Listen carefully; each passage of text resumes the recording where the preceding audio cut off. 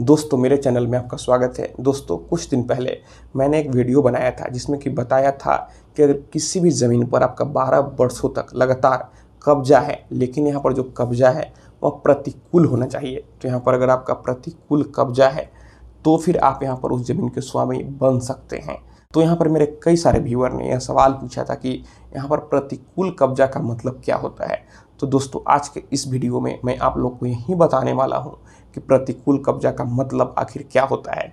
तो दोस्तों इसे जानने के लिए आप इस वीडियो में अंत तक बने रहें, और अगर आप मेरे चैनल पर नए हैं तो फिर चैनल को सब्सक्राइब कर बेल आइकन को भी प्रेस कर लीजिए, ताकि मैं जब भी कोई ऐसी इन्फॉर्मेटिव वीडियो आप लोग के लिए अपलोड करूं तो फिर आप लोगों को उस वीडियो की नोटिफिकेशन मिल सके। सुप्रीम कोर्ट ने एक केस में फैसला सुनाते हुए कहा था कि यहाँ पर ज़मीन किसी का भी हो, लेकिन अगर कोई उस ज़मीन पर अपना 12 वर्षों तक लगातार पोजीशन लेता है, कब्जा लेता है, और कब्जा अगर प्रतिकूल है तो यहाँ पर जो भी उस ज़मीन का असली स्वामी है, असली मालिक है, वह अपना मालिकाना हक खो देता है, और यहाँ पर जिसका पोजीशन है, जिसका प्रतिकूल कब्जा है, वह उस ज़मीन का स्वामी बन जाता है।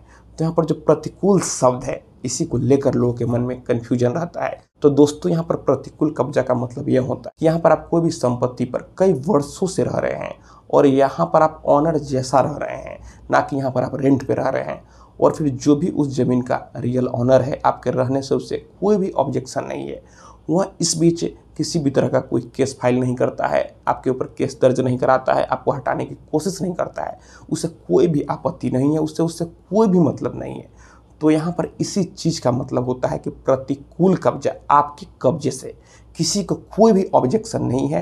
यहाँ पर प्रतिकूल कब्जा का मतलब यही होता है। लेकिन वहीं पर अगर आपका किसी भी संपत्ति पर कई वर्षों से कब्जा है, लेकिन उस पर केस चल रहा है, अगर आप अपने ताकत के दम पर उस ज़मीन पर कब्जा किए हुए हैं, तो यहाँ पर जो सुप्रीम कोर्ट का कहना है इस चीज़ पर यहाँ खड़ा नहीं उतरता है, क्योंकि यहाँ पर आपका प्रतिकूल कब्जा नहीं है, आपके कब्जे से यहाँ पर आपत्ति है, कोर्ट में केस चल रहा है।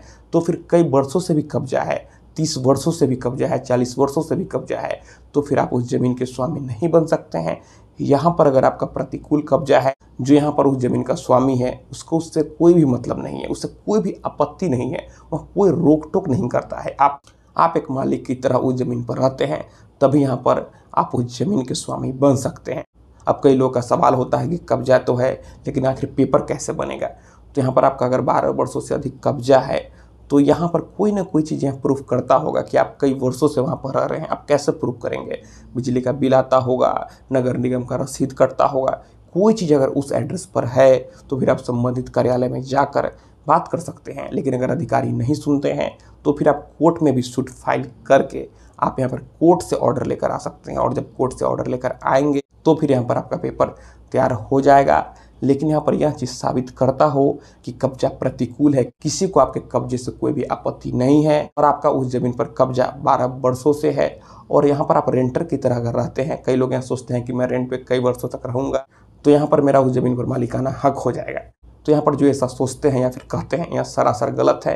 यह बात बिल्कुल ही सही नहीं बैठता है, ऐसा नहीं है। इसलिए दोस्तों अगर आप किसी रेंटर को अपने मकान में रखते हैं तो आपको रेंट एग्रीमेंट बनाना चाहिए, ताकि कल को वह यह नहीं कह सके कि मेरा प्रतिकूल कब्जा था, मैंने प्रतिकूल कब्जा को क्लियर कर दिया।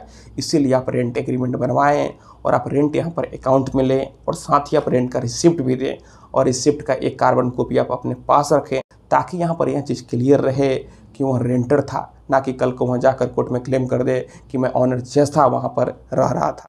तो आपको इस बात का ध्यान रखना चाहिए। तो दोस्तों मैं आशा करता हूँ आपको ये वीडियो पसंद आई होगी। अगर मन में कोई भी सवाल है तो आप नीचे कमेंट बॉक्स में कमेंट करें, और अगर आप हमसे सीधे जुड़ना चाहते हैं, फ़ोन से बात करना चाहते हैं, मन में कोई भी सवाल है, तो फिर आप हमें इंस्टाग्राम पर फॉलो करें। मेरा इंस्टाग्राम पर वही यूजरनेम है Pritesh1584। आप हमें फॉलो करें, मैसेज करें, और अगर फ़ोन से बात करना है तो फिर इंस्टाग्राम पर ही मैसेज करके अपॉइंटमेंट बुक कर लें। तो दोस्तों आप इस वीडियो को अपने दोस्तों और रिश्तेदारों में भी जरूर शेयर करें। हम लोग मिलते हैं अगले वीडियो में एक नए टॉपिक के साथ। तब तक आप अपना और अपने परिवार का ख्याल रखें।